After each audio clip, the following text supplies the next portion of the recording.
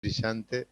Eh, no, agradecer puntualmente al Centro de Investigaciones en Derecho a la Salud, que es el que habilita y posibilita este espacio, donde entre 40 y 50 y más los que lo hacen en forma sincrónica se pueden conectar. Y bueno, estamos teniendo panelistas de lujo. Hay un panelista que seguramente va a estar con nosotros, que, que está en Ginebra en este momento, y que ha sido un maestro de algunos de nosotros en el área de derechos humanos, como es de la Escuela de Cansado Trinidad. Así que tendremos la oportunidad de charlar con él y de coloquiar, porque la idea es que el saber se construye. ¿Sí? Alguien puede tener un poco más de experticia, pero esa experticia también la vamos a poner en jaque. ¿Sí? Dayana, esta es tu casa. Bienvenida. Gracias, Julio. Buenos días a todos y a todas. Y bueno, quiero aprovechar eso que estabas hablando, Julio, que definitivamente el tema del cuidado. Primero, el cuidado es un derecho humano. Tenemos derecho humano a que nos cuiden, pero también genera obligaciones. Y es importante destacar que también aquí es preciso ver el cuidado con un enfoque de género, porque resulta que aparte de que las principales cuidadoras en la casa son las mujeres, ¿verdad? Eso es una realidad que todas y todos sabemos y el hecho es que según los datos de Naciones Unidas, el 75% aproximadamente del personal sanitario, cuando hablamos de personal sanitario en sentido amplio, son mujeres, el 75%. Y si lo limitamos al personal de enfermería, supera el 80%. Entonces estamos hablando de que las mujeres están en primera fila de cuidado, pero también en primera fila de riesgo. Entonces, eso es un elemento interesante por analizar también. Y bueno, en algún momento, como dice Julio, esto no es solamente un tema de que yo venga aquí y les dé una clase, sino también un tema que genere reflexión. Y a mí este grupo me encanta por eso, porque hay un espíritu crítico bastante bueno al respecto. Y yo creo que también esto implica de alguna manera que la Contraloría Social se haga presente, o sea, hasta qué punto las medidas que se están tomando van encaminadas a proteger la vida de las personas. No sé, o sea, yo no estoy hablando por Argentina porque no conozco la realidad, hablo por Colombia y Venezuela, donde este ensayo y error, bueno, en Venezuela la cuestión es verdaderamente espeluznante. Es verdad lo que dice Julio, de alguna manera somos privilegiadas y privilegiados porque estamos trabajando desde el hogar, o sea, y eso te protege de alguna manera, pero por ejemplo yo tengo la cabeza en Venezuela porque mis hermanas, una es médica y la otra es auxiliar de bioanálisis, de manera que todos los días se enfrentan con el virus. En un país donde no hay vacunas, porque no hay vacunas, las que hay se la ponen a los militares y las están vendiendo en $450. Imagínense ustedes la magnitud de lo que ocurre, ¿no?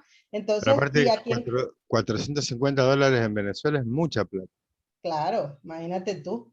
Y aparte, y aquí en Colombia, bueno, donde todas las semanas en la universidad, o sea, casi que a veces a diario, abro el correo de la universidad y son obituarios, obituarios de profesores y obituarios de estudiantes. Entonces son, no sé si a ustedes les está pasando lo mismo allá, pero de verdad que es una cosa impresionante. O sea, cada semana son por lo menos 3 o 4 personas en la universidad que están muriendo. Entonces, la situación es muy, muy complicada, como dice Julio. Y bueno, yo les vengo a hablar hoy de un tema que es la tortura, que no deja de ser un tema importante, pero que definitivamente la realidad nos supera y la realidad la estamos padeciendo y la estamos viviendo todos y todas, ¿verdad? Entonces, bueno, solo quería señalar esto antes de empezar a hablar del tema que les traje hoy, es el tema de la calificación de la violencia contra la mujer como tortura, ¿sí? Entonces, me Sí, permito comenzar la presentación. ¿Y por qué el interés en este tema?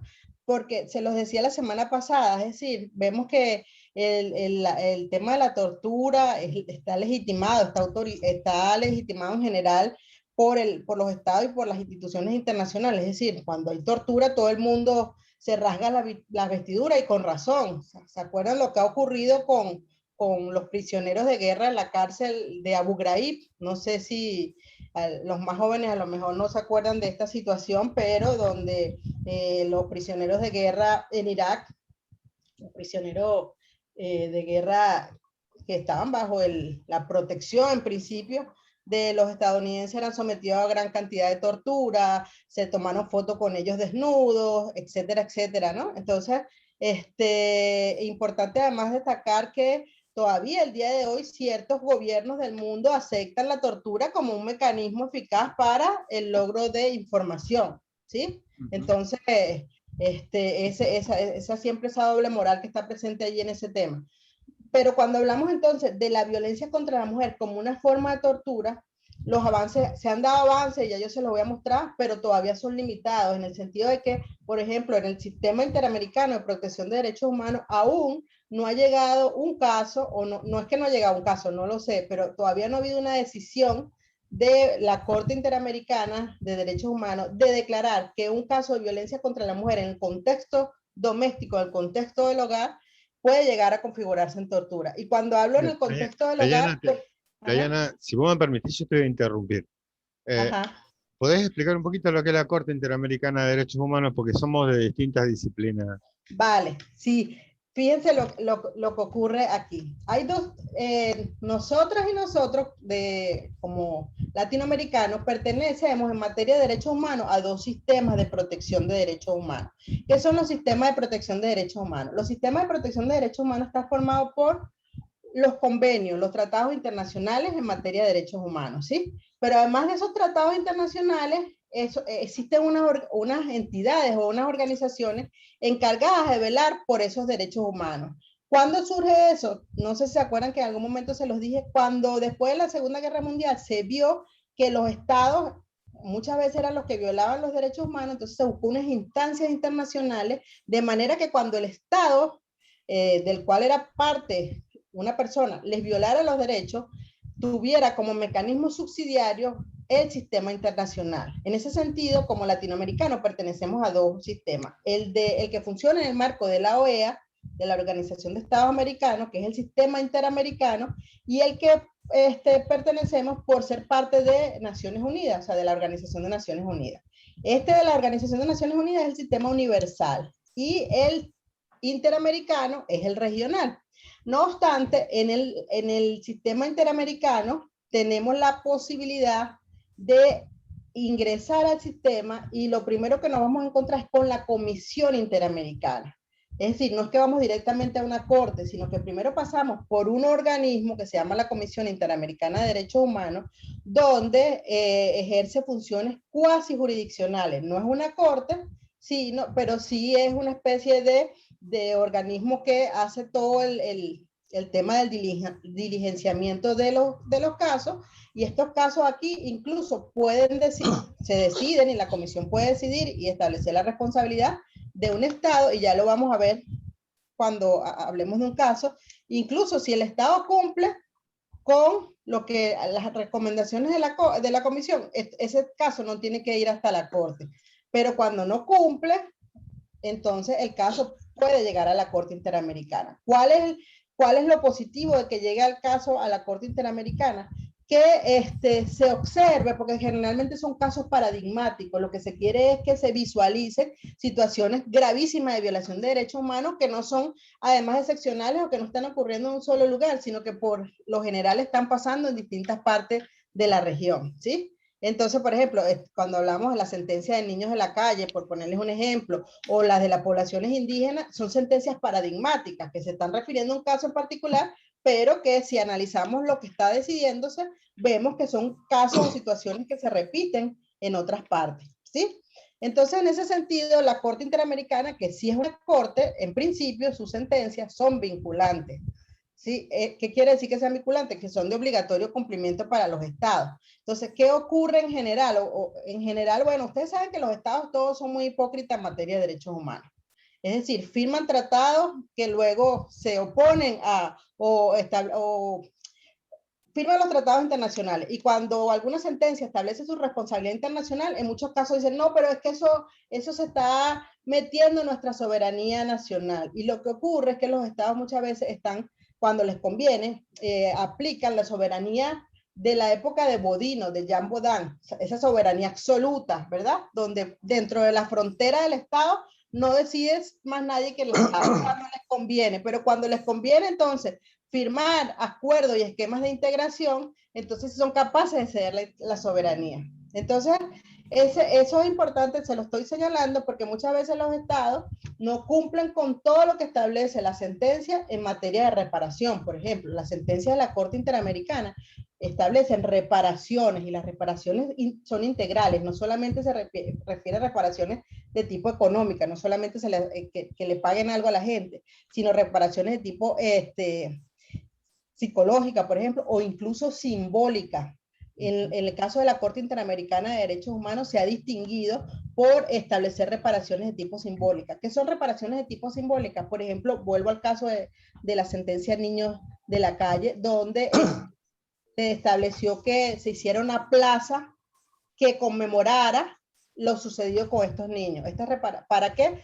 Para a través de esta plaza se generara eso que se llama la garantía de no repetición. Es decir, que la gente se acordara de lo que sucedió para que no se repitiera. Y otras formas de garantía de no repetición, de reparación, es que se publique, como ha ocurrido en algunos casos de violencia, se publique constantemente los nombres de las víctimas de violencia contra la mujer o de otros tipos de violencia. Sabemos que a la corte llega casos de los tipos.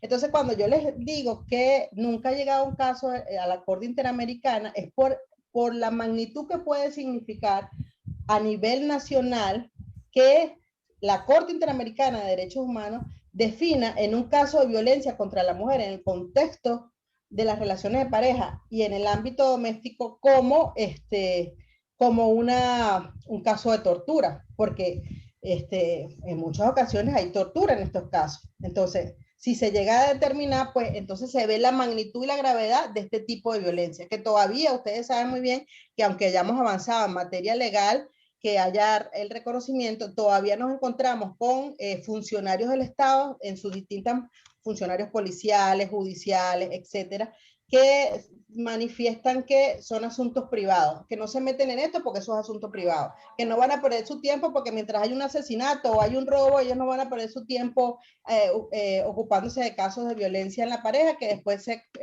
se juntan y no sucede nada, ¿sí? Entonces un poco esa es la idea de que si se viera la magnitud como tortura de la violencia contra la mujer, pues se abre un espacio para la reflexión, para la concientización de lo que implica ese tipo de violencia.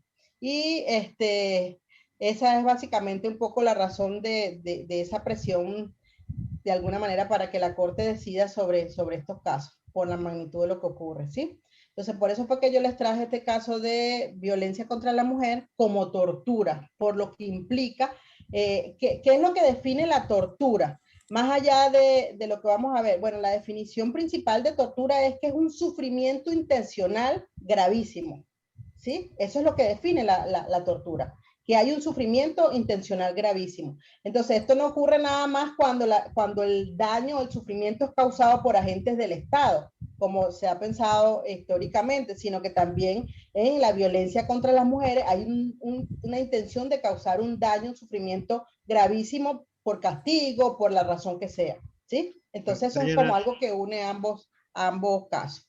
Si tú me lo permites. Digo, el Estado necesariamente tiene que estar, o la omisión de no estar el Estado también configura, ¿es por acción o por omisión del Estado? ¿También se configuraría la tortura? Sí, y eso sí, Julio, y eso, bueno, lo voy a explicar en el último caso que vamos a ver, que es ok.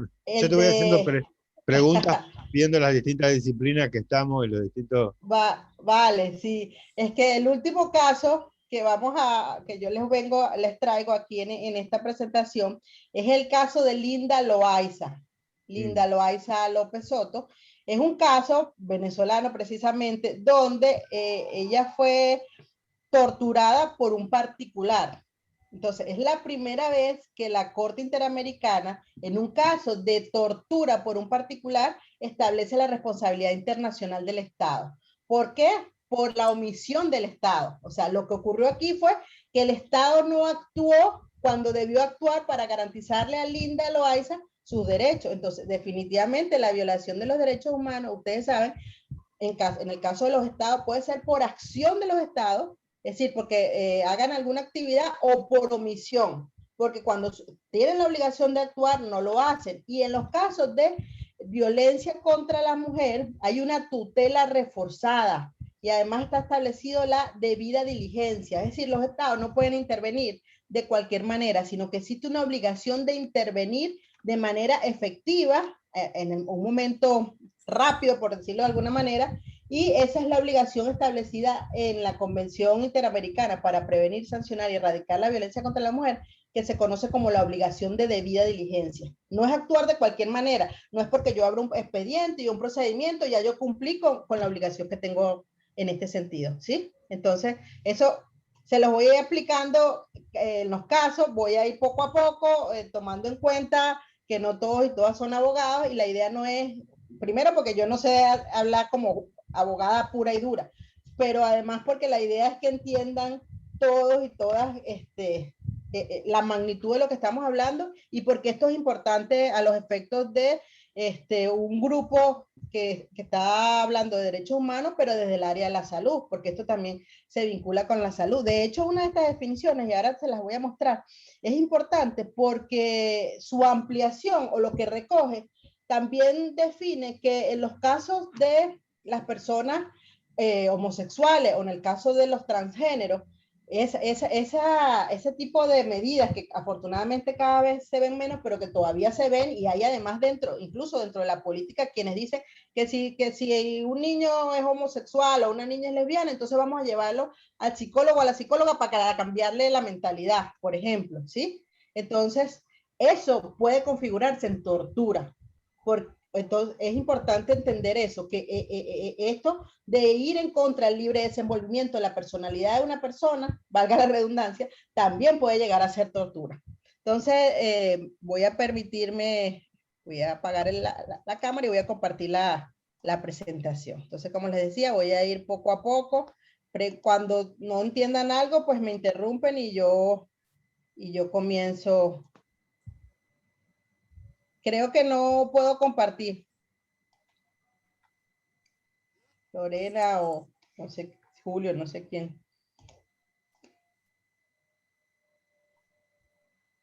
Ahí intento. Voy otra vez. Ajá, ahora sí, chévere. ¿Ya puedes? Sí, sí, ahora sí. Me avisan cuando se vea. Ahí se ve perfecto. Ok, entonces bueno, la tortura como una manifestación de violencia contra las mujeres. Entonces, el objetivo, como les decía, es el desarrollo de la tortura y su calificación jurídica en caso de violencia contra las mujeres en la jurisprudencia de los sistemas internacionales de protección de derechos humanos, principalmente del sistema interamericano. Hay una cosa que quiero señalar, y tomando en cuenta además que no todos y todas son abogados, es el hecho de que el lenguaje de los derechos humanos es un lenguaje menos técnico que el lenguaje del derecho nacional. No solamente es que es un lenguaje menos técnico, sino además que los mecanismos de valoración de la prueba, o sea, lo que puede probarse dentro del sistema de derechos humanos, también permite unas pruebas que no se permiten a nivel nacional. Entonces, eso es importante, ¿por qué? Porque eso permite entender de manera más fácil las sentencias o las decisiones que se toman a nivel de los derechos humanos, que a veces las decisiones que se toman a nivel interno, donde el lenguaje jurídico es muy pesado muchas veces, ¿ok? Entonces, eso quiero señalarles. Yo les decía que las feministas, sobre todo las feministas abogadas, estudiosas del derecho, permanentemente han estado en una relación dialéctica con los derechos humanos y en general con muchos elementos de los derechos. Y en el caso de la violencia contra las mujeres, ellas han establecido hace mucho que hay un vínculo directo entre la tortura y violencia contra las mujeres. En ese sentido, les traigo aquí las dos son juristas norteamericanas, esta es Catherine McKinnon, que plantea que, y eso es un elemento muy del feminismo, ¿verdad? Establecer que, por supuesto, la noción de tortura es una noción política. Y la imagen, acuérdense lo que yo les decía de el poder que tiene la imagen y las representaciones sociales, La imagen que se tiene de una víctima de este crimen es un hombre, pero además un hombre preso de conciencia porque, como les decía, históricamente se ha vinculado esta idea de tortura con actos cometidos por agentes del Estado y que se comete contra personas que están privadas de libertad en la mayoría de los casos por razones políticas, o sea, por presos políticos. Esa es la imagen tradicional que se tiene de la tortura. Entonces ella lo que dice es que ante esta imagen tradicional de la tortura, invisibiliza de alguna manera esa violencia que sufren las mujeres en la violencia en el espacio doméstico. Y aquí es importante que entiendan que, fíjense que yo no digo la violencia doméstica, porque ha ocurrido históricamente que se confunde el espacio donde ocurre la violencia con el tipo de violencia. Y en el caso de América Latina ha habido como una evolución en cuanto a lo que ha implicado la violencia contra las mujeres. Esa idea de violencia doméstica invisibiliza o violencia intrafamiliar. La violencia intrafamiliar implica la violencia que se da entre personas que tienen vínculos familiares, pero dentro de esa violencia intrafamiliar no solamente está la violencia en el contexto de una relación de pareja, sino que está la violencia de padres y madres contra hijos, de hijos contra padres, de hermanos entre sí, etcétera, etcétera. Entonces se confunde, se diluye la necesidad de que se visualice una violencia específica, la que va dirigida contra la mujer por ser mujer. Por eso, dentro de la violencia intrafamiliar, uno de los tipos de violencia es la violencia en las relaciones de pareja, la violencia contra la mujer por razones de género. De la misma Diana, manera, ¿sí? perdón, pero aparte, digo, me parece que estamos a punto ya como para poder dar un salto cualitativo respecto de la domesticación. Cuando uno habla de violencia doméstica, ya se entiende, es una categoría que está impregnada con la idea de domesticación. Vale. Me parece que estamos en condiciones ya de poder pensar en violencia intrafamiliar, intergénero, en violencia, en las violencias fuera de la categoría de doméstico, ¿sí? Que tiene que ver con el cumplimiento amo-esclavo. Vale, gracias, Julio. Iba a hablar de eso. Una cosa es la violencia intrafamiliar y la violencia doméstica. La violencia doméstica además está marcada por la violencia que se da en el espacio del hogar, y que se usa esa categoría de violencia doméstica. Pero también al usar la categoría de violencia doméstica, que sigue siendo usada, por ejemplo, todavía el día de hoy en Europa, es bastante común que siga hablándose de violencia doméstica para determinar de esta manera la violencia que ocurre dentro del hogar, pero dentro de esa violencia que ocurre dentro del hogar existen distintos tipos de violencia. Entonces, eso se lo quería señalar básicamente para que se entienda que estamos hablando de la violencia contra las mujeres, las niñas y las adolescentes, marcadas por el hecho de ser mujeres, como les decía en algún momento, ¿verdad? Es una violencia específica. Entonces, McKinnon lo que dice es que esta violencia que es sistémica, que incluye la violación, también son actos políticos. Y aquí hablamos de políticos, ustedes lo saben muy bien, no como un tema de partidización, sino que cuando se habla de política, y eso lo han hecho las feministas, que han llevado la violencia contra la mujer al ámbito político con este lema desde los años 60, que lo personal es político. En el caso de la violencia, lo que buscan es que se visualice que aquello que ocurre dentro de la esfera privada, dentro de ese ámbito de lo doméstico, dentro del ámbito del hogar, también debe ser regulado por el Estado y también forma parte de lo político, ¿sí? Entonces, esto es lo que dice, como les decía, McKinnon, y además agrega que cuando los estados no procesan estos actos, se convierten en cómplices. Luego tenemos esta autora que yo les dije que se los íbamos a mandar y se los voy a compartir se los mando con Julio, es Ronda Copelón, que ella hace un análisis y les recomiendo a todos y a todas que se lean este capítulo de ella que se llama Terror íntimo, la violencia doméstica entendida como tortura, porque además ella presenta un caso real bastante amplio de una mujer que sufre además las aberraciones más increíbles, bueno, más increíbles no, porque ya sabemos que sí ocurren, pero ella lo que trata es de describir este caso y compararlo con lo que pasa cuando son los agentes del Estado que están torturando a una persona que está privada de libertad para señalar que efectivamente, o sea, el vínculo es muy claro, el vínculo entre la tortura y la violencia contra las mujeres, que la diferencia fundamental está en el agente. Entonces, ¿qué es lo que dice? Que el propósito, que el proceso, los propósitos y las consecuencias son sorprendentemente similares, que el hecho que la violencia sea infringida en forma privada y no oficial no disminuye su atrocidad ni la necesidad de una sanción internacional. Es importante que ustedes vean la fecha de estos escritos, por ejemplo, en este caso del año 97. ¿Por qué? Porque sigue usándose la palabra violencia doméstica, porque como les decía, esto ha sido una evolución que se ha dado de la violencia doméstica, violencia intrafamiliar, hasta llegar a violencia contra las mujeres por razón de género, pero sin excluir, sin invisibilizar a las mujeres. O sea, no es la violencia de género, porque violencia de género es la violencia dirigida contra los homosexuales, por ejemplo. Es violencia contra las mujeres basada en el género, que no se invisibilice a las mujeres en este sentido. Entonces, como les decía, empecemos por definir un poco de qué hablamos cuando hablamos de la tortura.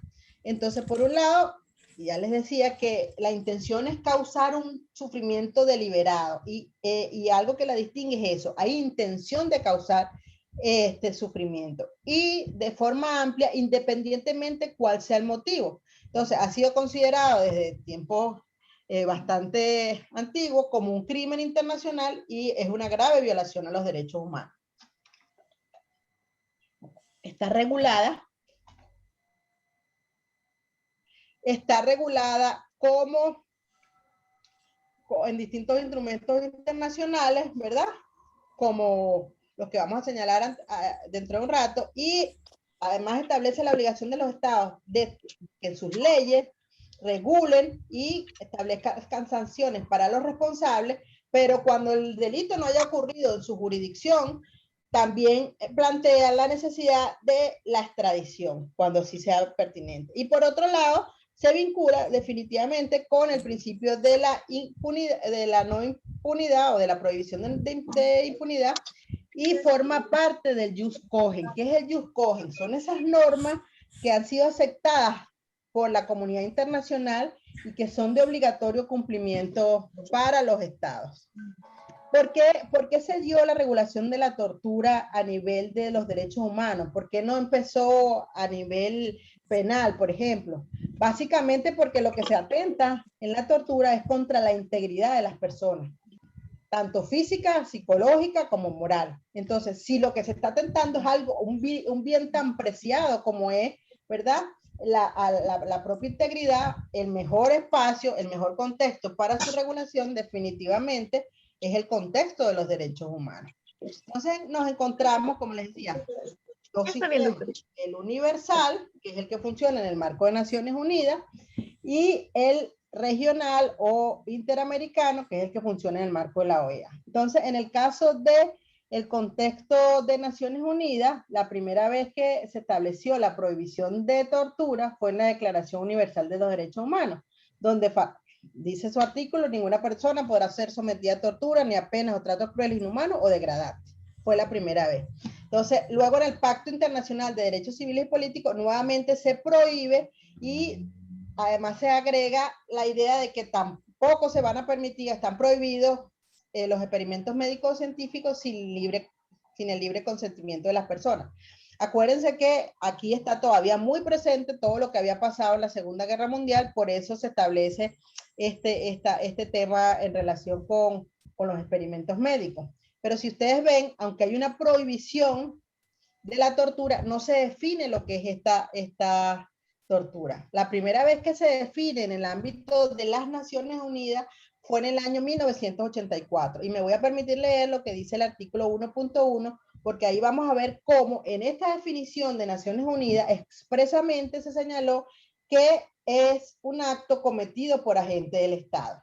Se entenderá por el término tortura todo acto por el cual se infringe intencionadamente a una persona dolores o sufrimientos graves, ya sean físicos o mentales, con el fin de obtener de ella o de un tercero información o una confesión, de castigarla por un acto que haya cometido o se sospeche que ha cometido, o de intimidar o coaccionar a esa persona o a otras, o por cualquier razón basada en cualquier tipo de discriminación, cuando dichos dolores o sufrimientos sean infligidos por un funcionario público u otra persona en el ejercicio de funciones públicas, a instigación suya o con su consentimiento o aquiescencia. Y quiero repetir esta última parte, con su consentimiento o aquiescencia.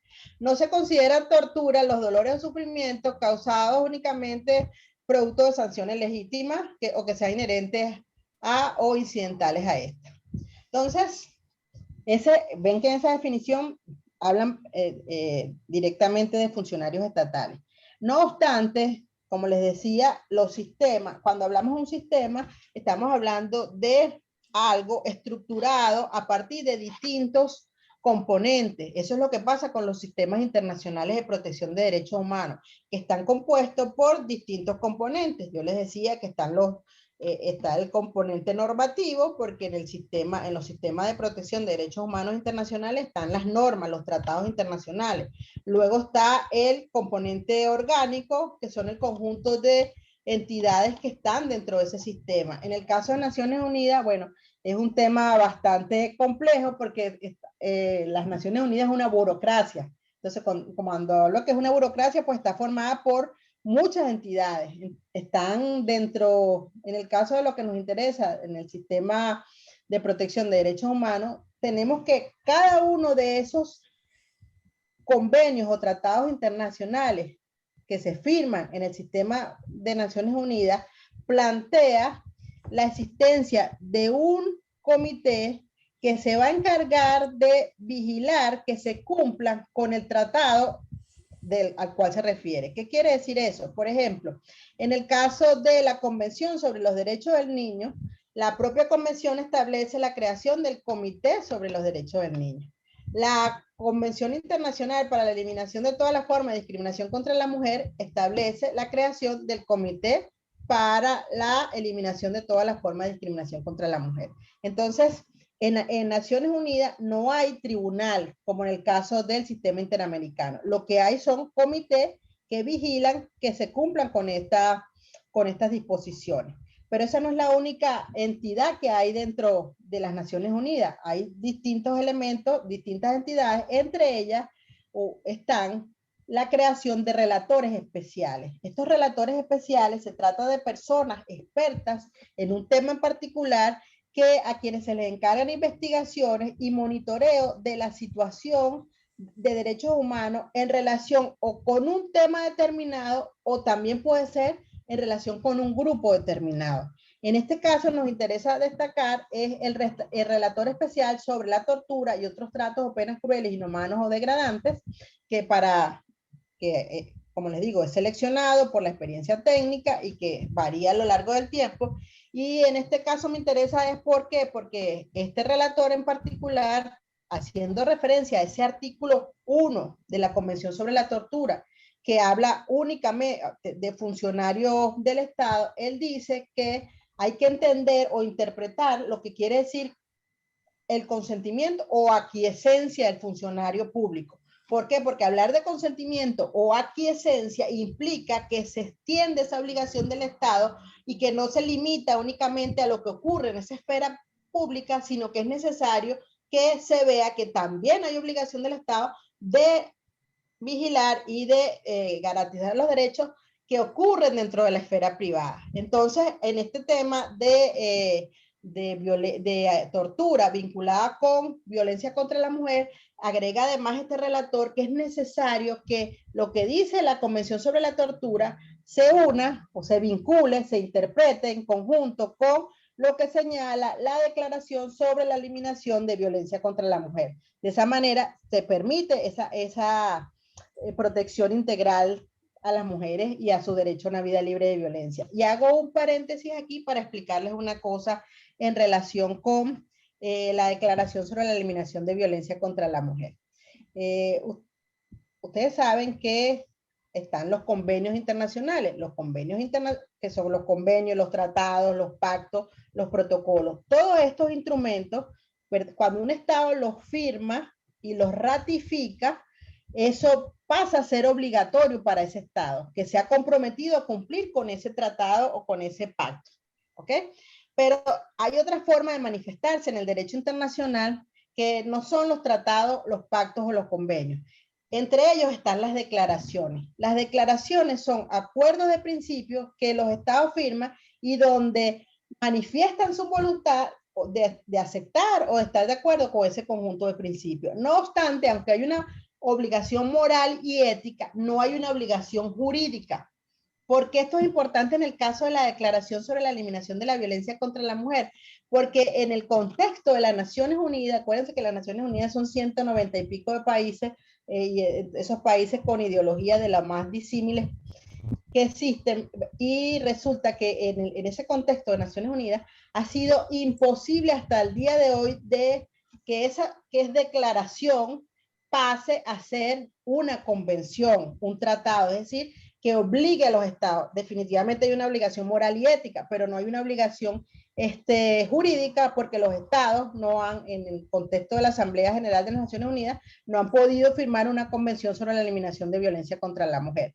Entre otras razones, porque acuérdense que dentro, ahí hay países, por ejemplo, los países musulmanes que no aceptan que las mujeres, o sea, todavía aceptan los malos tratos y los castigos para las mujeres, pero no solamente estos países, también hay otros países que actúan de manera políticamente correcta, firmando la declaración, pero que no quieren que se avance más a lo que es un convenio. ¿Se entiende esta diferencia? Pregunto, entre lo que es un convenio y una declaración, y cómo en el contexto de Naciones Unidas a nivel de violencia contra la mujer no se ha llegado a una convención, sino se ha quedado solo una declaración.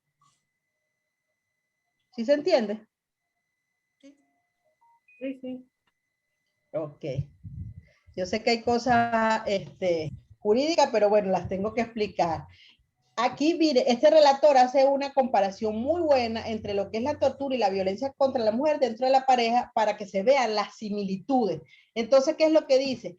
Que al igual que a las mujeres detenidas que son torturadas, a la esposa o a la novia o a la compañera se le golpea, se le dan patadas, se le estrangula, se le apuñala o se le quema, que son acciones comunes en la tortura, pues también son acciones comunes en la violencia contra la mujer dentro de la pareja. Tanto los agentes del Estado como los hombres con su pareja recurren a la violación y otras formas de violencia sexual.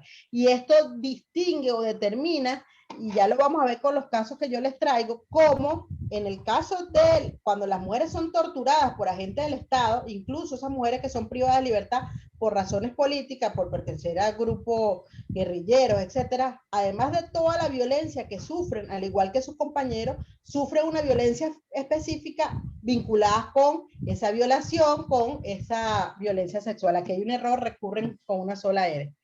En ambos casos, la violencia física va acompañada de humillaciones, amenazas de muerte o de daño a las víctimas o a sus familiares. Y eso es algo importante de señalar, porque además de la violencia física, del castigo físico, la amenaza también es una forma de tortura. De hecho, en este caso que yo les decía, que es el último que vamos a hablar, el de Linda Loaiza, nos encontramos que permanentemente su agresor la está amenazando con que le va a causar daño a su familia, que sabe dónde vive en su familia, etcétera, etcétera. Y esa es una manera también de mantener a la gente sometida, bastante común, ¿no?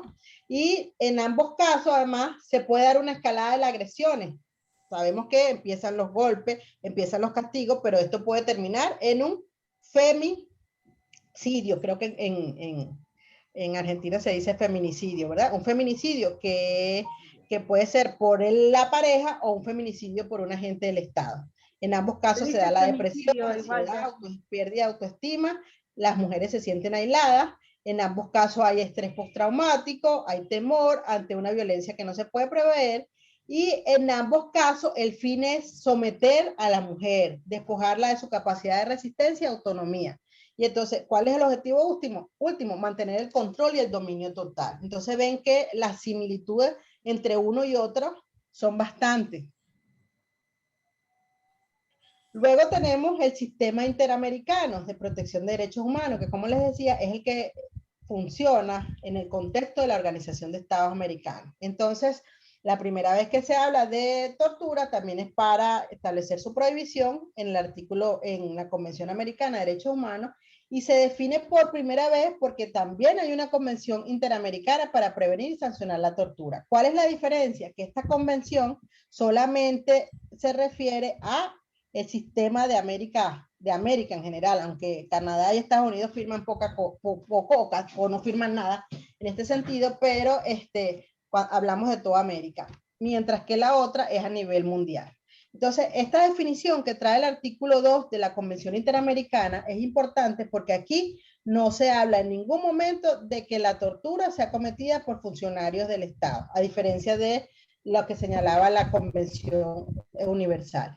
Y es importante esto que yo les decía, el último párrafo, fíjense lo que dice: se entenderá también como tortura la aplicación sobre una persona de métodos tendientes a anular la personalidad de la víctima o a disminuir su capacidad física o mental, aunque no causen dolor físico o angustia psíquica. Y les decía que esta parte donde dice que también cuando se usan métodos para tratar de anular la personalidad de las víctimas, ha sido usado en general por quienes defienden ese derecho, que es el derecho a la libre desarrollo de la personalidad, y para prohibir el uso de técnicas de psicología para los casos de orientación sexual, supuestamente para que las personas cambien su conducta, o en el caso de las personas transgénero, alegando que esto lo que constituye es una tortura, porque lo que se está buscando es anular la personalidad de alguien. ¿Ok?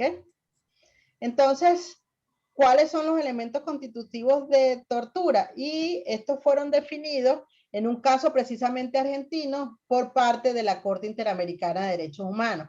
Este caso particular es un ciudadano uruguayo que tiene un problema en relación con una deuda con una persona, una mujer argentina, y llega a la policía y bueno, el tipo es sometido a tortura, para no hacerles largo el caso. Pero lo que me interesa destacar aquí es que la Corte Interamericana determinó 3 elementos fundamentales para señalar que estamos en presencia de la tortura. Uno es que intencional, eso es un elemento fundamental. Hay la intención de causar daño.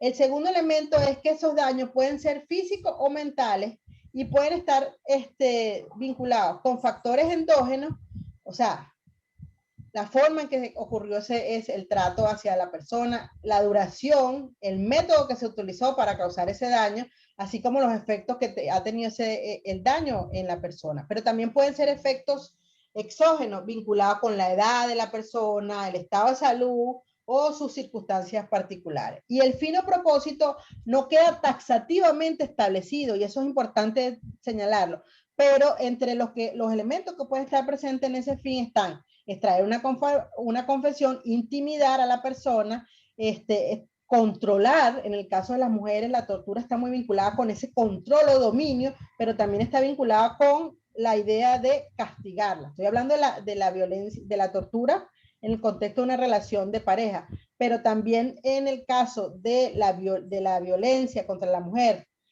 que ocasionan los agentes del Estado, la intención en muchos casos, ya lo vamos a ver en los casos que vamos a estudiar, la intención es extraer información. En varias de las decisiones que se han tomado, la mujer es torturada, muchas veces violada, porque los agentes del Estado han llegado a su casa para buscar información sobre el paradero del esposo, para extraerles información porque supuestamente ellas están vinculadas con grupos guerrilleros, ¿ok?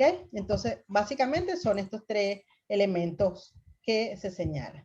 Pero además se agregó posteriormente en un caso de una mujer contra Guatemala, la tortura psicológica, es decir, se explicó cómo esa angustia moral, cómo esa ansiedad que siente, cómo esa amenaza también puede establecerse como un tipo de tortura hacia la mujer. Y que la intención, por supuesto, es suprimir la resistencia física y psíquica de la persona. Miren, este caso en particular es el caso de una mujer que es acusada, ella pertenece, mejor dicho, ella pertenece a un ejército en Guatemala, los años 90, el Ejército Popular de Guatemala, creo que se llamaba, algo así, y se trata de un grupo subversivo. Entonces ella es apresada por los órganos del Estado, los cuerpos de seguridad del Estado, y la tuvieron una semana permanentemente con la luz encendida, la radio a todo volumen, además de otros porque estos mecanismos también son mecanismos de tortura, pues.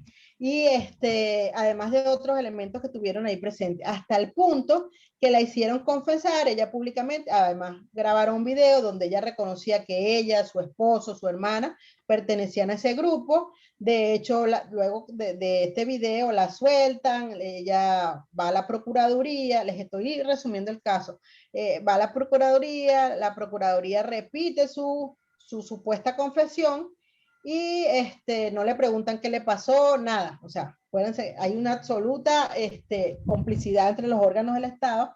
Al final, para no hacerle largo el cuento, el hecho es que ella logra refugiarse en Estados Unidos, se va a Estados Unidos y pide refugio. Entonces, pero lo importante de este caso, a los respecto de lo que estamos hablando, es que la Corte, con esto que ella sufrió, define por primera vez la tortura psicológica y la considera también tan importante como una tortura de tipo físico. ¿Sí? Eso es lo que aporta en ese sentido. Bueno, entonces, como les decía, la idea aquí es darles como un resumen de los aportes de distintas jurisprudencias y sin duda alguna, cuando hablamos de tema de violencia contra la mujer y sobre todo violencia sexual, tenemos que señalar lo que ocurrió en el Tribunal Penal Internacional para Ruanda. ¿Qué pasó en el Tribunal Penal Internacional para Ruanda? Primero, ¿qué pasó en Ruanda?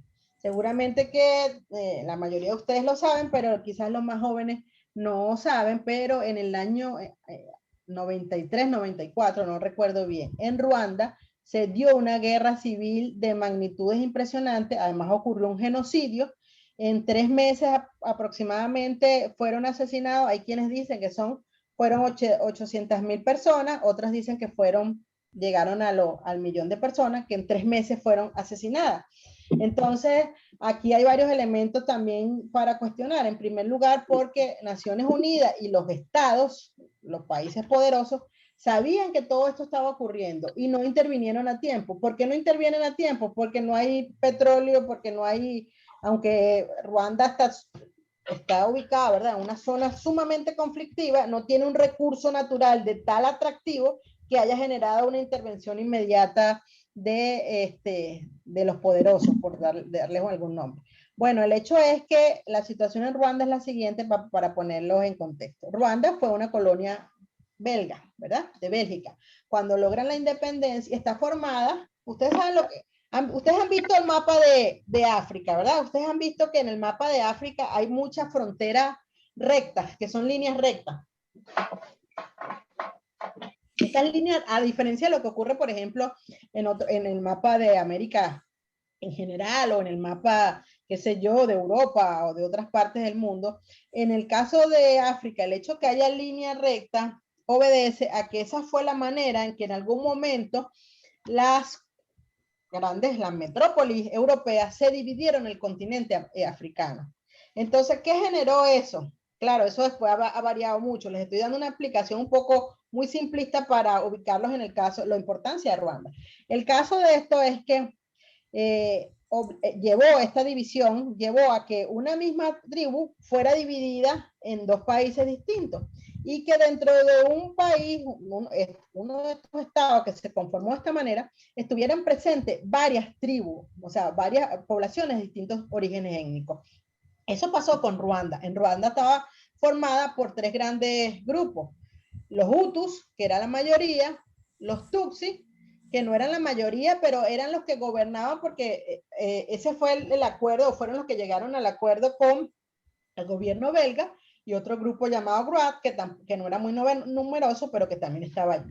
Entonces, el tema es que, pese a que los Tutsis no son mayoría, eran los que estaban gobernando. Entonces, llega ese momento del conflicto, donde hay un atentado contra el presidente del momento, etcétera, etcétera, y se da esa guerra. Además, en un contexto donde era la década de los 90, donde el Banco Mundial y otros organismos multilaterales daban supuestas ayudas para el desarrollo, y mucho del dinero que habían dado para esto se usó en compra de armas, etcétera, etcétera. Entonces, bueno, el hecho es que se dice que estadísticamente hablando, todas las mujeres Tutsi fueron violadas.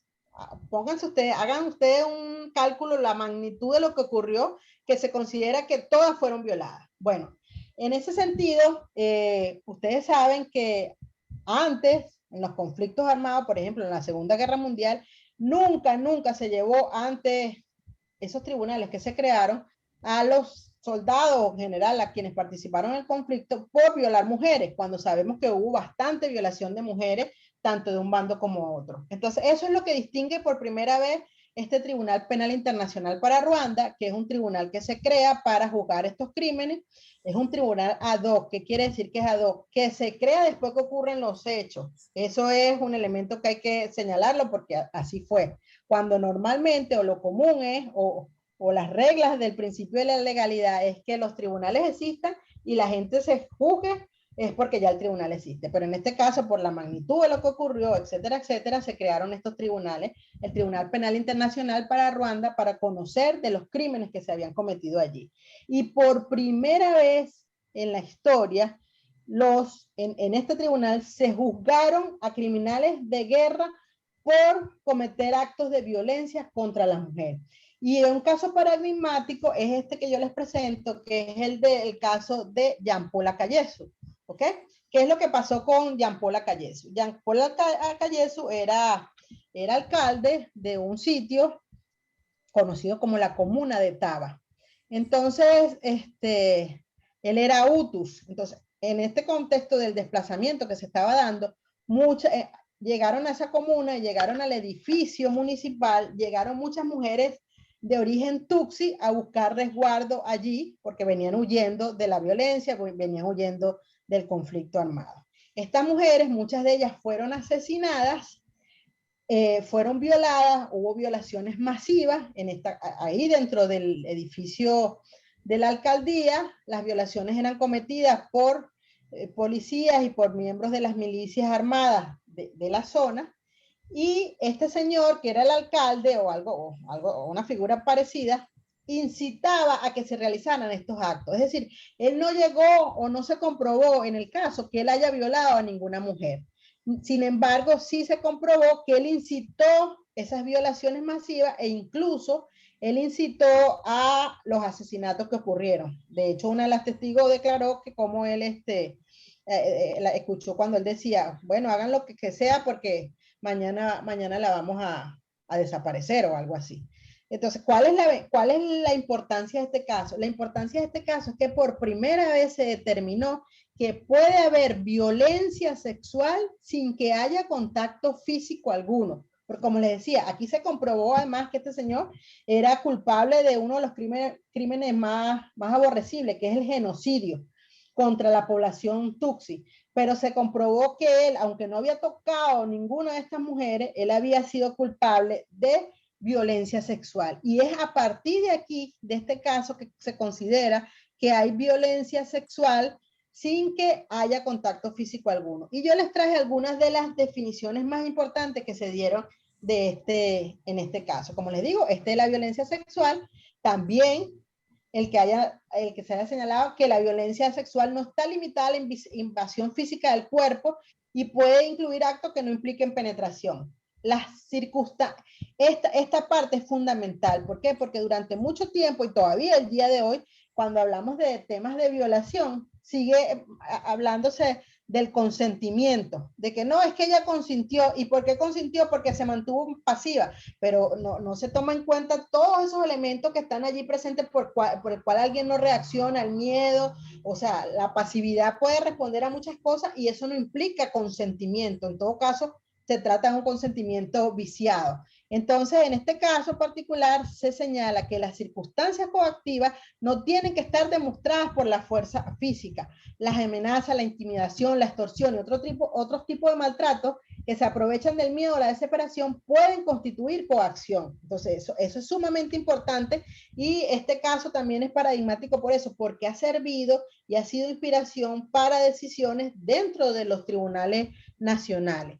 Además, amplía lo que significa violación. Ya la violación no es vista únicamente como una penetración vaginal, sino que habla de que la violación puede ser de distintos tipos, involucra la inserción de objetos o de órganos por orificios del cuerpo que no necesariamente son sexuales. Esto ¿Por qué se amplió esto? Porque se dieron casos de uso de palos, todos esos empalamientos que estamos viendo y otras formas que son violaciones, pero que no implican, ¿verdad?, la penetración con el pene por darle esa connotación. ¿Ok? Entonces, en este caso, además se determinó que esa violencia que habían sufrido las mujeres por parte de este funcionario constituían tortura y la definen de esta manera. Como la tortura, la violación se usa para propósitos como la amenaza, la degradación, la humillación, la discriminación, el castigo, el control o la destrucción de una persona. Al igual que la tortura, la violación es una violación de la dignidad personal y la violación, de hecho, constituye una tortura cuando la comete un funcionario público u otra persona con un puesto oficial o con su instigación o consentimiento. Nuevamente tenemos que retrotraernos a la fecha de esta decisión, 1998. Todavía en el 1998 vemos esa vínculo directo que en esta sentencia hay entre lo que es la tortura cometida por un agente del Estado y eso es la que la define en ese momento. Ya como les he dicho y les he reiterado, la idea es que se amplíe su ámbito a asuntos en los cuales no son directamente cometidos por el Estado. Luego tenemos otros antecedentes en estos casos y es en la Corte Europea de Derechos Humanos. En la Corte Europea de Derechos Humanos no son los únicos casos, pero los casos más reiterativos de violencia contra la mujer han sido los casos vinculados o el país responsable ha sido Turquía. En este caso en particular se trata de una muchacha que es violada por supuestamente la pertenece a uno de estos grupos de origen étnico que buscan la independencia de Turquía como tal.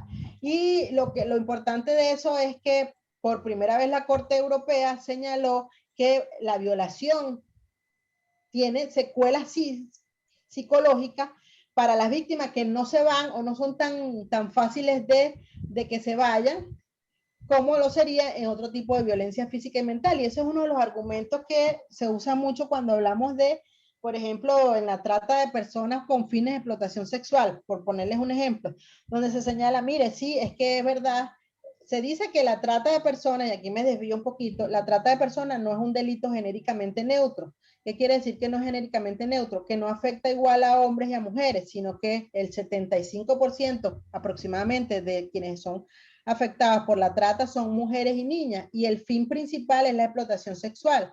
Entonces los hombres también son víctimas de trata de personas. Los hombres son víctimas de trata para explotación laboral y por supuesto que también tiene secuelas psicológicas, secuelas físicas, pero no son las mismas secuelas que generan una explotación sexual donde hay violación y otro tipo de violencia sexual a lo que genera, a las secuelas que puede generar una explotación laboral. Entonces en ese sentido esta es la importancia de determinar por qué es importante que se entienda que la violación deja secuelas psicológicas que no pasan con el transcurrir del tiempo. También es importante que en este caso se habló de acumulación de actos físicos y mentales. Ya va que estoy...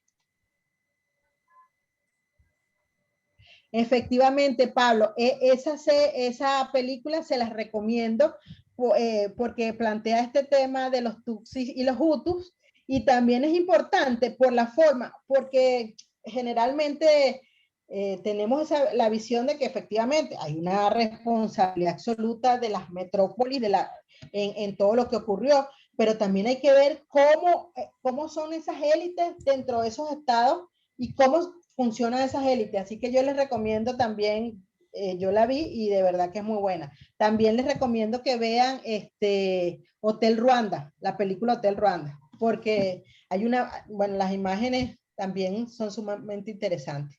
Gracias por tu aporte, Pablo. Ok, entonces la violación, como les decía, en este caso, además de Aydin contra Turquía, se señaló que la acumulación de actos de violencia, o sea, los distintos tipos de violencia física y mental que sufrió esta mujer, configuraron el delito de tortura como tal. Y en la misma Corte Europea de Derechos Humanos sí ya ha determinado en un caso de malos tratos, porque así lo llaman en esta Corte, en un caso de malos tratos, que esto puede configurar violación del artículo 3 del Convenio Europeo que habla de tortura. ¿De qué se trata el caso? Bueno, era un caso de violencia en el contexto de una relación de pareja donde la mamá de la mujer como obviamente están causándole violencia a su hija, la mamá se entrometía, se metía en esto y resulta que terminó asesinada por el hombre, por el esposo de su hija. Entonces, hay varios elementos que están presentes allí en este caso. Uno de esos elementos es que el Estado, o sea, los funcionarios del Estado tenían conocimiento de lo que estaba ocurriendo, porque no era la primera vez que ocurría, sino que había ocurrido varias veces. No obstante, el alegato del Estado es que ellos no continuaron porque estaban respetando, la esfera privada de la mujer, porque ella retiraba luego la denuncia. Yo no sé cómo es en Argentina, pero en Colombia y en Venezuela los delitos de violencia contra la mujer son de acción pública. Entonces, no sé cómo es en Argentina, que esto quiere decir que, aunque ella lo retire, pues continúa el caso. En este caso, en Turquía, en ese momento, no era así. Entonces, la importancia de esta sentencia es, como les decía, es porque por primera vez se establece que la violencia contra la mujer en el espacio doméstico, ¿verdad? Es un asunto que genera en el Estado obligaciones y que no se puede lavar las manos, dicho en términos coloquiales, señalando que no, que lo que buscaban era respetar esa esfera privada de las personas. Y además señala que hay un momento, la Corte dice que hay momentos, hay situaciones donde incluso los agentes del Estado, el Estado puede intervenir en asuntos vinculados a la esfera privada de las personas cuando lo que está en riesgo es la vida de esas personas. Entonces, dice que consideró la Corte que debido a que las autoridades tenían conocimiento del historial de violencia doméstica del agresor y del riesgo para las víctimas, tenían que haber llevado adelante los procedimientos como un asunto de interés público, independientemente de que las denuncias fueran retiradas. Y al no hacerlo, concluyó que las autoridades turcas no demostraron debida diligencia. Y de hecho, para la explicación en esta sentencia, se hace uso de el desarrollo de debida diligencia por parte de el tribunal, de la Corte Interamericana de Derechos Humanos. Y aquí es un dato bastante interesante. La Corte de nosotros, por decirle algún nombre, la Corte Interamericana tiende a ser más extensivo ese principio pro persona. Es decir, en caso de duda, aplica una interpretación que favorezca más a las personas. Mientras que en el caso de la Corte Europea, tiende a ser más restrictiva, más limitada a ajustarse al principio de legalidad. Entonces, eso es importante así como dato general. Lo más importante de este asunto es que la Corte considera que la violencia sufrida por la demandante y su madre puede considerarse una violencia de género. Eso es fundamental. Además, hablan de que se viola el principio de no discriminación porque al no actuar el Estado se está violando, ante un caso como este, lo que está haciendo es violar ese derecho a la igualdad que tienen las personas, a la igual protección de la ley. Y que esto se trata de un patrón de discriminación, o sea, no es un caso aislado, ya lo vamos a ver en el caso del sistema interamericano, no es que es un caso aislado contra las mujeres opus, sino que es un patrón sistemático que se observa en la sociedad o en el Estado de Turquía y que eso genera, por supuesto, un clima de impunidad. Y es lo que seguimos hablando cuando nos referimos a violencia contra la mujer, más en nuestro contexto latinoamericano, que es la región del mundo con el mayor índice de violencia contra la mujer, que es favorecido por un patrón de impunidad. El número tan reducido de casos que llegan a resolverse genera o transmite el mensaje de que está bien, que eso no hay ningún problema y le da una especie de permiso tácito a que esto pueda seguir ocurriendo. En el caso de América Latina, llegamos entonces, como les decía, a el Sistema Interamericano de Protección de Derechos Humanos, que tiene dos órganos, la Comisión Interamericana de Derechos Humanos y la Corte Interamericana de Derechos Humanos. Todos los casos entran al sistema por la Comisión Interamericana de Derechos Humanos. Dependiendo de si no se deciden, si el Estado no admite su responsabilidad y no acata las recomendaciones que hace la Comisión, entonces ese caso puede pasar a la Corte Interamericana de Derechos Humanos, que sí es un órgano propiamente jurisdiccional. Entonces, este caso que les voy a comentar ahorita es el caso de Raquel Martín de Mejías, una mujer peruana que fue violada y fue la primera vez que en una violación la Corte determinó que esa violación podía configurarse como tortura. Sin embargo, fíjense bien, esta decisión es del año 96. En ningún momento hay un análisis de género de lo que ocurrió, ¿ok? Pese a tratarse de una mujer, pese a que haya sido violada, ¿verdad? Por agente del Estado, lo que se determina es básicamente esto que le dije, que hubo una violación, que esto es tortura, que la intención era castigarla, personalmente intimidarla, porque llegaron era un militar que la violó además 2 veces, que llegó a su casa a buscar información sobre su esposo y la violaron. Pero en ningún momento se hace un análisis de lo que eso implica para la vida de ella por el hecho de ser mujer. Y tampoco se señala que si hubiese sido un hombre no lo hubiesen violado, pero se hubiese dado a lo mejor la tortura, pero bajo otras premisas, ¿sí? Pero bueno, es la primera vez que se determina la violación como tortura. Luego tenemos un caso fundamental para los avances que hubo en el reconocimiento de la violencia contra las mujeres en el contexto del sistema interamericano. Seguramente que este caso sí lo conocen, ¿verdad? O no sé si lo conocen. Bueno, es el caso de María da Peña contra Brasil. María da Peña era una farmacéutica a quien el esposo, en primer lugar, intenta asesinarla, no se probó nada, y bueno, ya vuelve a su casa, etcétera, etcétera. La segunda vez que la intenta asesinar, miren, la deja parapléjica.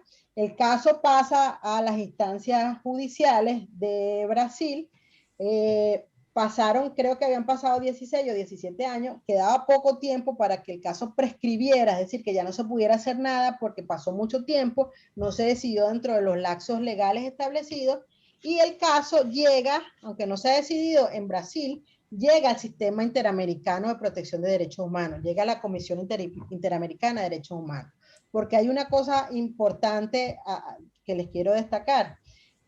Para que un caso llegue al sistema interamericano, hay varias cosas que hay que cumplir. Una de ellas es que haya una sentencia definitivamente firme, pero cuando ha pasado tanto tiempo como se establece que el caso pueda pasar porque ya el límite del plazo razonable para que se decidiera se desbordó por todos lados. Y esto fue lo que pasó en este caso con María da Peña. Entonces, lo que ocurría en este caso, y que fue lo que señaló la Comisión Interamericana de Derechos Humanos, es que había un patrón de impunidad en el contexto del Estado brasilero. ¿Qué quiere decir que había un patrón de impunidad?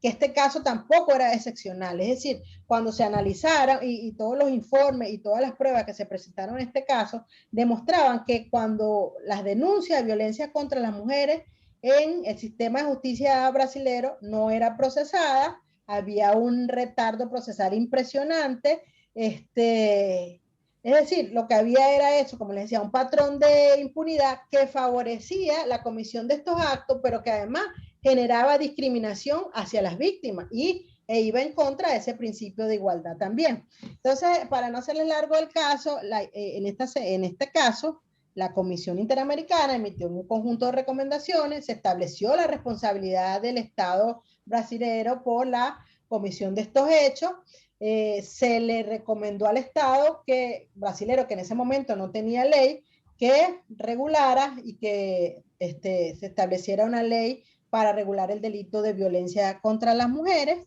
y efectivamente la ley brasilera se llama Ley María da Peña porque hace de alguna manera un reconocimiento simbólico a lo que ocurrió con esta mujer.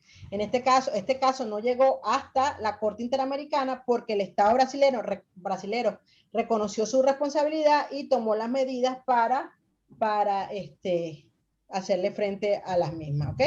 Pero su importancia, como les digo, es porque por primera vez se aplica la Convención Interamericana para prevenir, sancionar y erradicar la violencia contra la mujer, la Convención Belén do Pará, que además la Convención Belén do Pará es la primera convención internacional que se reconoce el derecho de las mujeres a una vida libre de violencia como derecho humano. Esa es una de las importancias también. Ah, ok, perfecto, Mónica. Muy bien. No sé si quieres hacerla ahorita sobre la violencia de género en la dictadura cívico-militar eclesiástica en Argentina.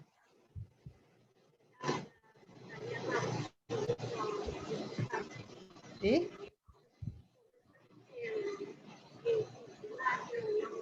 Bueno, no se escucha, no sé. Después, bueno, después entonces está muy bien que hablen de eso porque esas son esas cosas también que se invisibilizan, ¿verdad? Que esas mujeres que tuvieron privadas de libertad, pues también fueron sometidas a distintos tipos de violencia durante la privación de libertad y las que fueron asesinadas. Porque está el tema que creo que se los decía, la ginopia. Ginopia es la ceguera de género, es decir, el no ver como una misma circunstancia. Si tú evalúas con enfoque de género, te das cuenta que la falta de enfoque de género, la falta de visibilizar las necesidades y experiencias de las mujeres, genera que no se reconozca que hubo un tipo de violencia específica vinculada con esa objetivación, ese control del cuerpo de las mujeres que terminó en violación y en violencia sexual en sus distintas manifestaciones. Definitivamente. Entonces, Dayana, te robo un segundo, a ver si podemos habilitar a Mónica en vale, sí. el sonido. Ah, ok, ella estaba hablando y vamos, déjame ¿Te salir de escuchamos, aquí. Mónica? Me salí para que Mónica.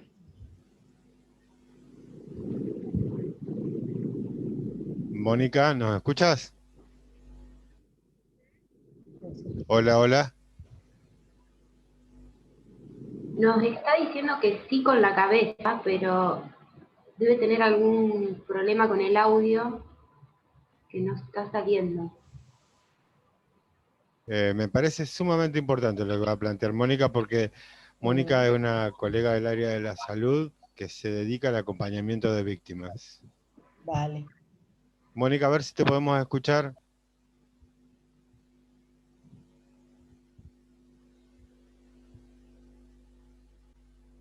No es de Rosario, está en otra ciudad. Mónica, hacemos el último intento, a ver si te podemos escuchar. Desmuteate. Está cancelado tu... No está bien.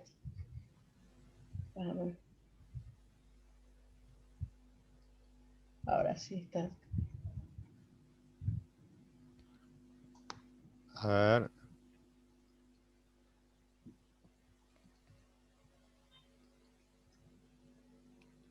Ahí puedes reactivar el audio, a ver si con esto te podemos escuchar. Estás con un problema con el micrófono. Qué lástima, porque. Bueno, pero lo tomamos, esperamos estas reflexiones para la próxima. Sí. Sí, porque es súper interesante, además. Sí. Yo te quiero escuchar, Mónica, porque es un tema del cual no sé mucho y me parece que puede ser súper interesante lo que vas a decir. El martes, Mónica prepara un micrófono, ¿ok? Gracias, compañera. Es una colega de Pergamino. Ah, ok, no, súper interesante. Bueno, ya yo tengo, ¿hasta qué horas esta clase? ¿Hasta ahorita? Hasta ahorita. Bueno, entonces, aquí alguien me preguntó algo, estoy tratando de acordarme el caso IB versus Bolivia, pero no me acuerdo cuál es, Maricel, por eso no te contesté en el momento. Déjame lo reviso y bueno, te contestaré la próxima clase porque no me acuerdo de este caso. Buen día, ¿se me escucha? Sí, Maricel, hola bienvenida. Maricel. Buen día. El caso IB versus Bolivia es un caso de una mujer que, estando en una cesárea, la someten a una ligadura de trompas sin consentimiento previo y lo hace en un efector del Estado de Bolivia. Además, tiene muchos, digamos, alicientes porque la mujer era extranjera, o sea, es un caso de violencia de género, pero además, obviamente, el médico en su capacidad, digamos, tutelar en esto de decidir por sobre la mujer, que se aprovechó de su situación de estar anestesiada en una camilla. Yo cuando lo planteé, bueno, lo preparé al caso justamente para rendir una materia, justamente lo planteé como tortura, porque ella estaba en una condición total de inferioridad desde el punto uno, digamos, desde que vos entras como paciente y un médico desde su idoneidad puede decidir por sobre vos, sin contar después lo que va pasando todo en el transcurso de los hechos. Por eso lo quería consultar desde tu posición, porque yo lo planteé así, porque me parecía que era así. Vale. No, buenísima tu aporte. Así como tú me lo cuentas, yo también lo veo como tortura. definitivamente. Es un daño, un sufrimiento, ¿verdad? Terrible. ¿Cuál es la intención? La intención en este caso no es castigar, sino el control o dominio del cuerpo de la mujer. Y eso es un elemento que está muy presente ahorita con todo este tema del parto humanizado, es decir, cómo a la mujer se le ha extraído del control de su propio parto y cómo se le ha quitado ese rol protagónico que debería tener. Pero no obstante, Maricel, voy a revisar la sentencia, no me acuerdo haberla Lo leído, vamos a ¿verdad? hacer, lo Lo voy a vamos a hacer, revisar Dayana. para la próxima clase, entonces te digo cuál es mi opinión, pero por lo que Bien, tú me cuentas así, yo, yo también creo que es tortura. si me permite, tiro para la próxima, para que vayamos pensando, digamos, entre todos y todos, vayamos pensando, digamos, a ver, si- esta nueva construcción, nueva, no es nueva, digo, sino que lo hegemónico pueda tomar esta construcción de tortura. Cuidado, que también tenemos muy al lado tratos crueles, inhumanos y degradantes. Cuando no es tortura, es tratos crueles, inhumanos y degradantes. Sí. ¿Sí? Y por el otro lado, aparte de agradecerte, Dayana, y creo que nos abrís campos de acción por otro lado, vamos a tener que trabajar el tema de trauma muy fuertemente. Cuando Dayana dice mujer, está hablando de géneros, de los distintos tipos de géneros. No necesariamente de la mujer, sino que, bueno, nosotros estamos viviendo una ola de travesticidios en Rosario, por grupos libertarios y bueno, lo que sucede, lo que nos está sucediendo es, bueno, es la lucha a la distancia, digamos, porque encima no podemos salir a las calles, como estamos acostumbrados los argentinos a pelearlo, pero cuidado con esto, están por semana hay 1 o 2 travesticidios en forma aberrante en la ciudad, y lo que no sabemos que sucede en los lugares más marginalizados. No son marginales los lugares, son marginalizados por una sociedad. Por lo tanto, me parece que esto lo tenemos que tomar en cuenta. Y bueno, el que tiene el micrófono tiene el poder, como el que se siente a escribir en la máquina tiene. Me gustaría que la semana que viene podamos discutir también esto de lo doméstico. Creo que estamos en el momento justo los latinoamericanos para poder saltar lo doméstico, porque tiene que ver con la domesticación de Pavlov. Hablar de ámbitos y de territorialidades, ¿sí? Me parece que supera la cuestión de lo doméstico. Contarles, yo hace mucho tiempo trabajaba específicamente con mujeres y autopercibidas mujeres y autopercibidas mujeres, digamos, y en un taller, que esto dio lugar a un libro, que no lo encuentro, porque era cuando escribíamos los libros a máquina, no saquen cuenta con los años, porque no les van a dar. ¿No es cierto, Diana? Sí. Entonces, trabajando en grupo con mujeres, en grupos de ayuda, ¿sí? En pueblos muy pequeños de Argentina, esto está totalmente naturalizado, ¿sí? Y aparte de estar naturalizado, Rosario no es ningún paradigma de que esto es Argentina, ¿eh? En los pueblos, y en los pueblos sobre todo de las provincias, en pueblos de provincia de 5.000, 10.000 habitantes, esto se esconde. Digamos, si lo doméstico empieza a ser la domesticación incluso del silencio, ¿sí? Y trabajando con maestras, porque el programa que coordinaba en ese momento yo era de capacitación de maestras y de maestros en derechos humanos, una me dice, cuando otra le pregunta, ¿y cómo se vive esto? Y es como un asalto en casa. Entonces me pidieron que en vez de ponerle violencia, le pongamos asalto doméstico. Digamos, porque dice que desde las violaciones que se producen sin consentimiento, ¿sí?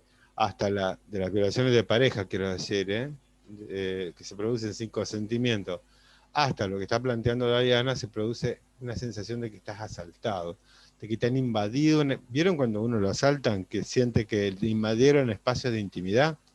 Que te revisaron los cajones, que no tienes tu documento. Y esto va generando una naturalización que, bueno, algunos la llamamos la conciencia suspendida. De tanto dolor, para poder resistir, uno lo empieza a negar. Bien, Diana, como siempre, brillantemente nos invita a desnaturalizar y nos está mostrando un par de casos, un par interesantes de casos, que para poder ver cómo se puede todavía luchar por el derecho. Vale. Cerrada, Diana, como a vos te parezca. Bueno, la idea de traerles profesor, tema ¿podría de la hacer un tortura. aporte o un comentario? Sí, Ignacio, Sí, por adelante. Respecto a lo que se planteaba con la cuestión de la tortura, o cuando no es tortura es trato inhumano y degradante, yo quería comentar una cosa que sucedía en la década del 80. Yo fui parte de la comisión directiva de un sindicato, el Sindicato de la Alimentación de acá de Rosario, y nosotros tuvimos que tratar un tema que nos parecía aberrante, era en la cuestión del tema de la salud de las compañeras, porque el Sindicato de la Alimentación tiene un personal que es mayoritario mujeres, y resulta de que se daba de que la mayoría de los embarazos, que nos llama la atención, pasaban a ser cesáreas. Y empezó el planteo porque justamente las personas, digamos, que se empezaron a quejar y a plantear esta situación, era, digamos, ¿no es cierto?, las más jóvenes, que se planteaba decir, bueno, pero a mí me va a quedar una cicatriz, digamos, ¿no? Que era una cuestión como una cuestión que le quedaba como un trauma, después no podía usar ropas de baño, etc. Y nosotros en realidad vimos que lo que se estaba haciendo era un comercio, un abuso, digamos, del tema del comercio de la salud, porque obviamente un parto, digamos, natural tenía un costo para la obra social y después, digamos, las cesáreas eran otra. Tal es así que se tuvo que hacer una reunión a nivel de los prestatarios de salud que se tenía, no lo voy a nombrar, digamos, a los hospitales o a los sanatorios, y el único acuerdo que pudimos llegar era que tenía que aumentarse, digamos, ¿no es cierto?, el arancel para ese tipo de los partos, digamos, para poder sacar esa cuestión de en juego ahí, de que no es que las personas no tenían la posibilidad de un parto natural, sino que en realidad ellos priorizaban la cuestión económica. Y eso fue en la década del 80, como otros casos que también se daba en las mujeres cuando iban a hacer las revisaciones porque se retiraban del trabajo por una cuestión de salud, bueno, iba por un problema auditivo o de garganta y la hacían desvestir. Era una cosa, digamos, que eso se planteó también y logramos sacarlo, inclusive a la empresa lo hemos sacado, hoy no existe más esa, la hemos sacado porque fue una denuncia generalizada de las empresas acá de la segunda circunscripción, digamos, de la provincia de Santander. Quería agregar esto porque hoy me doy cuenta cómo era la situación y nosotros lo habíamos planteado como una situación grave. Sí, aparte de ahí se suma lo que es violencia obstétrica. Digamos, claro, que ahora ya tenemos ley. Sí. Quiero que cierres vos, Diana, o alguno de los compañeros y compañeras estudiantes o Bueno, participantes que están aquí. Eh, Nosotros tuvimos a cargo la denuncia contra Carrefour y contra Coto, que son dos, para los que no son de Argentina, son dos líneas de supermercados, ¿cómo se dice? Marcas, en redes de supermercados argentinos que están en Argentina, Carrefour es francés, ¿sí? Porque no les permitían ir al baño, entonces les ponían pañales a las cajeras, digamos, y bueno, tuvimos una resistencia muy alta de la justicia, Los fiscales terminaron exponiendo más a las víctimas que, que, que, que lo que queríamos nosotros. Sí, un apoyo de los sindicatos, ¿no? Eh, eh, la organización sindical en Argentina es muy fuerte, porque hubo un periodo de articulación de organizaciones sindicales. No quería, me había olvidado de esto y después si quieren les paso el expediente ese. Bueno, creo que fue uno de mis últimos trabajos en el litigio, pero el acompañamiento posterior, obviamente que fue el despido, ¿no? Y el despido sin causa y después quebraron, hacen quiebras y concursos preventivos para no pagarles la indemnización. Por lo tanto estaban todas pispadas, digamos, y con escaras, las mujeres que son las casqueras. Generalmente ahora hay más hombres en la caja, pero hubo toda una época del 80 y del 90 y del 2000 donde la mayoría eran mujeres, ¿sí? Y yo no sé si los que son de Rosario recuerdan, digamos, que, bueno, llegó a publicarse este tema. Diana, muchísimas gracias, Ignacio, a todos, muchísimas, pero muchísimas gracias. Me parece que es para cerrar. No sé si quiere tomar la palabra alguien para cerrar estos hermosos momentos con Diana. Yo solo quiero decir algo para la próxima clase, 3 temas que quiero como que tengamos ahí en cuenta. Lo que estaba diciendo Ignacio me parece fundamental, el tema de la medicalización del parto. Les voy a mandar un libro que tengo sobre el tema. Por supuesto que Foucault, súper importante para el tema de la biopolítica del poder, el control sobre los cuerpos, la técnica, la medicina como técnica y la expropiación de las mujeres de su decisión. En ese sentido me parece chévere. Lo que tú decías, Julio, en relación con la domesticidad, que se vincula con esa naturalización de lo que no es natural, la normalización de los comportamientos. Y cuando yo hablo de mujeres, para mí no hay duda, las mujeres trans son mujeres. Entonces, definitivamente, yo no entro en... No, las mujeres somos las trans, también son mujeres.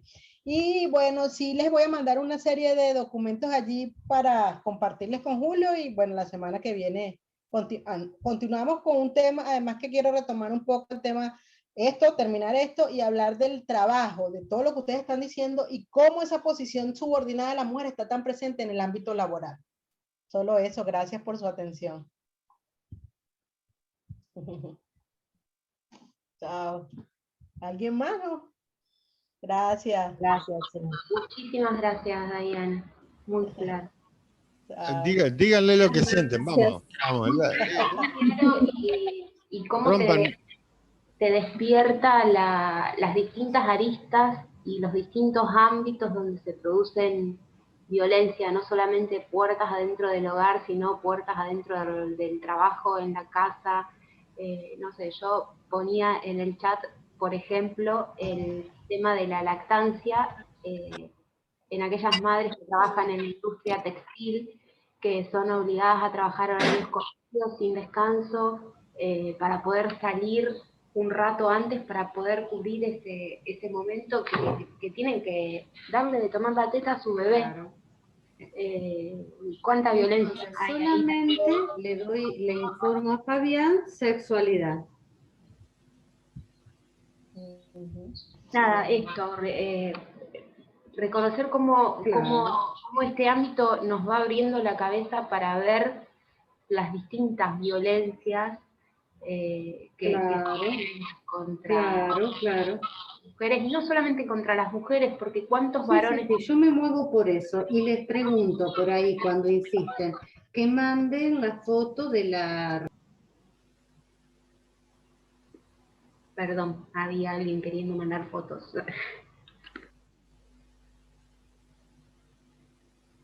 Valeria, ¿nos escuchás? Ya la silencié por aquí, yo como tenía... Dale, Lorena, a quien No, está por aquí para cerrar y agradecer el ámbito, sobre todo, cómo nos va dando una mirada distinta y más real sobre lo que es la violencia. Y y esta concepción de que se sufre violencia cuando se recibe un golpe, que no es así. O sea, nada, gracias. Gracias a ti. Lo veo a Franco con ganas ahí. Hola Julio, sí, me leíste las ganas de preguntar, de dejarme una pregunta. Es que ya nos conocemos por las miradas ¡Ay, Juliana! Qué placer verte después de tanto tiempo. Perdón. Está bien, yo dejar solamente una pregunta que me quedé con la primera reflexión que hiciste espontánea de este tiempo sin restricciones y donde no hay restricciones, cómo implican una ética del cuidado. Entonces, Dayana decía hasta qué punto las líneas de acción política que sí se están llevando adelante nos cuidan.